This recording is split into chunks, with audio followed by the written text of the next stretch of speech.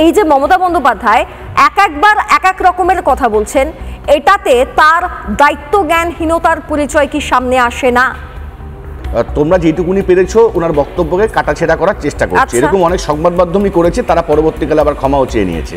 আচ্ছা, মমতা বন্দ্যোপাধ্যায়ের যে মূল বক্তব্যটা আমি ছোট্ট করে বলে দিই, সেটা হচ্ছে একটা বেসরকারি হোস্টেলের এটা সিস্টেম হওয়া উচিত যে এত রাত্রিবেলায় কোনো মেয়ে যেন ওই হোস্টেল থেকে বাইরে বেরোতে না পারে বা বাইরে বেরোনোটা উচিত নয়। একটা বেসরকারি হোস্টেলে থাকা বা যে কোনো জায়গায়, আমি যদি মমতা বন্দ্যোপাধ্যায় বেসরকারি কথা বলেছেন, যে কোনো হোস্টেল বা পেইং গেস্ট যে বিভিন্ন হোস্টেলগুলো আছে বিভিন্ন জায়গায় আছে, সেটা রাত্রির 12টা সাড়ে 12টার সময় মহিলারা কেন বেরোচ্ছে বা কেন বেরোবে এই বিষয়টা দেখার দরকার। আমি এইবার একটু আপনাকে আটকাই।